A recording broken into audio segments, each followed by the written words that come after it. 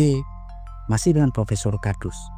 Setelah kemarin, Profesor Kardus membahas dampak mengerikan misil-misil hypersonik dan ICBM yang memiliki kecepatan di luar nalar, di mana jika mereka dikerahkan dengan mengakomodasi hulu ledak nuklir, pastinya itu merupakan ancaman mutlak bagi segala makhluk yang berdomisili di permukaan bumi. Dan jika Anda penasaran, coba Anda search di Google Nuke Map tentang peta radius ledakan nuklir. Contoh, jika sebuah nuklir 1 megaton dijatuhkan di pusat kota London, Inggris, maka hal tersebut diketahui akan menghasilkan rentang bola plasma sekitar 6,17 km persegi dengan radius sekitar 1,4 km, di mana pada radius bola plasma manusia akan melebur hingga tulang-tulangnya tak tersisa. Bahkan besi-besi akan langsung meleleh sirna begitu saja pada radius bola plasma tersebut. Karena pada radius itu suhu dapat mencapai 150 juta derajat Celcius, jauh lebih panas daripada suhu plasma matahari. Tak hanya itu, radius gelombang kejut besar pasti akan terjadi dalam rentang 14,9 km persegi di radius 2,18 km. Dalam radius itu, tank pun akan terlempar ke udara layaknya onggokan sampah. Selanjutnya, radius radiasi pengion tinggi di atas 500 rem yang akan diterima pada orang-orang di rentang 20 km, di mana 40% dari mereka akan meninggal 1 bulan kemudian meski mereka selamat dari ledakan nuklir.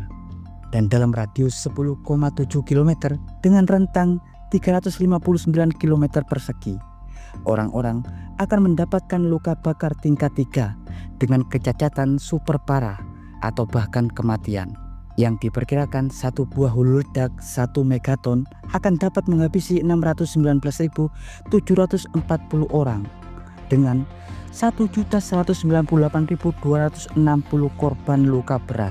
Jika hal itu terjadi di Eropa, dan coba Anda bayangkan, saat ini terdapat 12.121 hulu ledak aktif di dunia dengan detonase bervariasi, di mana Amerika Serikat dan Rusia menguasai 90% dari hulu ledak nuklir tersebut. Dan seandainya nanti eskalasi perang Ukraina-Rusia makin pelik dan berada di titik nadir ketika Rusia makin terdesak, apalagi saat ini doktrin terbaru telah dibuat, di mana Rusia akan mempertimbangkan serangan nuklir jika Rusia dan sekutunya Belarusia akan mengalami agresi secara nyata, meski agresi dilakukan dengan senjata konvensional. Terlebih lagi saat ini Pak D. Putin sudah cukup tua, sekitar 72 tahun, dan kalian pasti tak akan bisa membayangkan aksi gila yang dapat dilakukan oleh orang-orang tua yang notabene usia mereka sudah ada pada fase injury time. Pada keadaan itu, bisa saja Pak D. Putin berkata, Luce, Myungrung Nyestie, yang artinya, daripada aku mati sendirian, lebih baik kita mati bersama-sama. Ya, saat orang tua sudah menggila, mereka tak akan peduli lagi tentang panasnya api dunia dan api neraka. Mungkin kiasan ini bisa untuk kita jadikan gambaran betapa riskannya konflik NATO Ukraina dengan Rusia bagi stabilitas umat manusia. Dan kali ini Profesor Kardus akan mencoba membuat analisis yang mungkin akan terjadi pada wilayah-wilayah non-blok seperti halnya Asia Tenggara termasuk Indonesia, mayoritas Afrika dan Amerika Latin, di mana secara historis kawasan ini tidak pernah terlibat secara langsung dalam eskalasi konflik global dalam 70 tahun terakhir. Seperti halnya konflik perang dingin antara Soviet dan sekutunya versus Barat yang melibatkan Amerika Serikat, Uni Eropa, Rusia, Cina, dua Korea, Taiwan, dan sebagainya. Atau negara-negara kawasan yang memiliki musuh abadi di mana mereka telah berada di zona peperangan dalam 70 tahun terakhir. Seperti halnya mayoritas Timur Tengah dan Israel, Afrika Utara, juga Pakistan dan India. Kawasan tersebut merupakan zona merah jika Perang Dunia Ketiga pecah. Ya, wilayah-wilayah tersebutlah yang pastinya akan terdampak langsung dengan jumlah korban terbesar. Wilayah Uni Eropa, Amerika Utara, Rusia, Asia Timur, Timur Tengah, dan Asia Selatan. Karena di wilayah inilah mayoritas hulu ledak nuklir di dunia tersebar, di mana 90%-nya terletak di Amerika Serikat dan Rusia. Saat perang nuklir dimulai, pastinya target utama atau tujuan dari hulu ledak nuklir saat ini adalah kota-kota besar berpenduduk padat yang umumnya berada di belahan bumi utara. Mayoritas Eropa, Rusia, Semenanjung Korea, Jepang, Cina, Amerika Utara, dan Asia Selatan.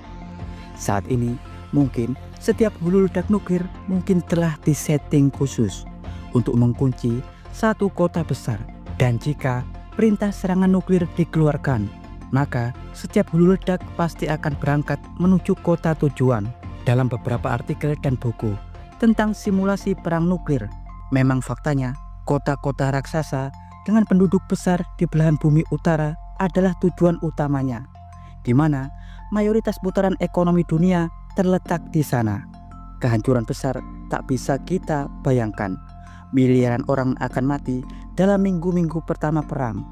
Namun, hal yang mungkin berbeda akan dialami oleh negara-negara di bumi bagian selatan, seperti halnya Asia Tenggara seperti Indonesia, Afrika, dan Amerika Latin, yang notabene mereka tidak memiliki aliansi khusus dengan negara senjata nuklir. Dalam hal ini, negara-negara pemilik senjata nuklir pasti akan fokus menyerang kota-kota besar di wilayah-wilayah musuh mereka. Namun, meski negara-negara tersebut tak akan terdampak langsung oleh serangan nuklir frontal, tapi imbas besar dan dampak luas pasti akan langsung menerjang. Hancurnya peradaban dan ekonomi di bumi utara yang notabene adalah pusat industri, ekonomi, dan teknologi global, pasti menghancurkan juga stabilitas politik dan ekonomi negara-negara bagian selatan. Putusnya jaringan komunikasi global, internet, media pasti terjadi di seluruh bumi. Krisis kemanusiaan parah akan langsung terjadi.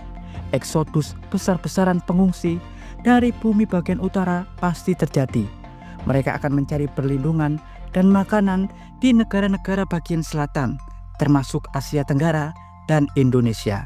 Konflik regional akan pecah, perang-perang sipil akan mulai melebar. Seiring hancurnya lingkungan dan ekonomi, impact radiasi akan menyebar di 2/3 wilayah bumi. Wabah penyakit dan kelaparan pasti akan membunuh ratusan juta orang setelah bencana nuklir. Mayoritas pemerintahan di bumi akan kacau. Ya, kehancuran ini disebut sebagai nuklir holocaust. Selain kematian secara langsung dan dampak radiasi, kerusakan alam dan ekonomi, juga segala sistem, kelaparan dan wabah penyakit pasti akan segera tiba. Terlebih lagi jika nuklir winter atau musim dingin nuklir benar-benar terjadi, di mana suhu bumi akan mulai menurun drastis, layaknya zaman es. Hal ini terjadi karena jelaga-jelaga pembakaran hasil dari kehancuran nuklir dan kebakaran di seluruh bumi menutupi atmosfer selama bertahun-tahun. Dalam konten sebelumnya, Profesor Kardus telah membahas bagaimana nuklir winter akan terjadi. Ya, dan berikut informasi singkat dari Profesor Kardus tentang bagaimana dampak yang akan diterima oleh negara-negara bumi bagian selatan saat terjadi perang nuklir. Jangan lupa like, subscribe, dan tekan tombol lonceng di channel Profesor Kardus. Tak berijasa, tapi jenius. Profesor Kardus bersama Robert Oppenheimer mengabarkan